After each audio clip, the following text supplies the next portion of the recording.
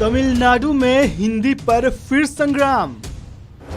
हिंदी को लेकर तेज हुई राजनीति। सीएम स्टालिन ने पीएम मोदी को लिखी चिट्ठी। तमिलनाडु में हिंदी भाषा को लेकर बवाल शुरू हो गया है। तमिलनाडु के मुख्यमंत्री एमके स्टालिन ने आधिकारिक संसदीय समिति की ओर से भाषा को लेकर जारी एक रिपोर्ट को लेकर पीएम मोदी को चिट्ठी लिखी। सीएम स्टालिन ने पीएम मोदी से अपील करते हुए लिखा कि हिंदी थोपने के प्रयासों को आगे नहीं बढ़ाया जाना चाहिए। उन्होंने कहा, ऐसा करके भारतीय एकता की गौरवशाली लौ को हमेशा के लिए ऊंचा रखा जा सकता है।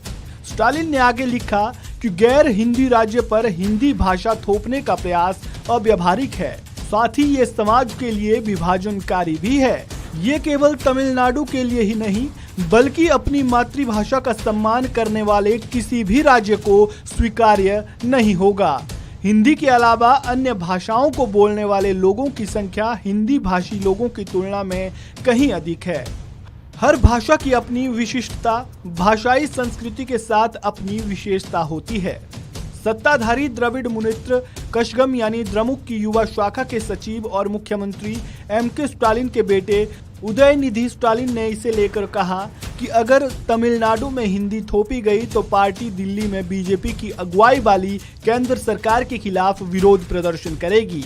उदयनिधि ने कहा, यदि लोगों की भावनाओं को नजरअंदाज कर हिंदी थोपी गई तो विरोध प्रदर्शन तमिलनाडु के बाहर भी तेज होगा और मुख्यमंत्री की मंजूरी से इसे नई दिल्ली तक ले जाया जाएगा। वहीं तमिलनाडु में इसे लेकर अब राजनीति भी तेज हो गई है। बीजेपी ने डीएमके पर भाषा की राजनीति करने का आरोप लगाया।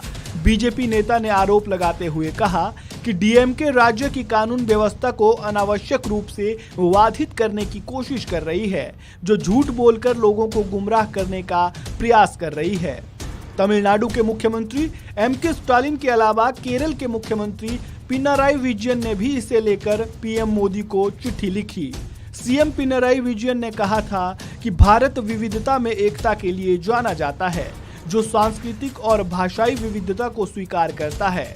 उन्होंने कहा, किसी एक भाषा को दूसरों से ऊपर बढ़ावा देना भारत की अखंडता को नष्ट कर देगा। ऐसे में इस तरह के कोई भी प्रयास नहीं किए जाने चाहिए। उन्होंने पीएम मोदी से इसे वापस लेने की भी मांग की।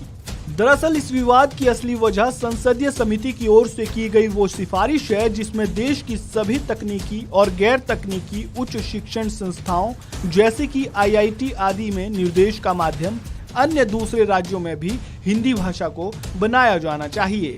इस रिपोर्ट के सामने आने के बाद से ही इसे लेकर विवाद शुरू हो गया है। गैर हिंदी राज्यों ने इसे लेकर खासा विरोध जताया है। इस खबर में फिलहाल इतना ही। ताज़ा अपडेट के लिए आप बने रहें वन इंडिया हिंदी के साथ।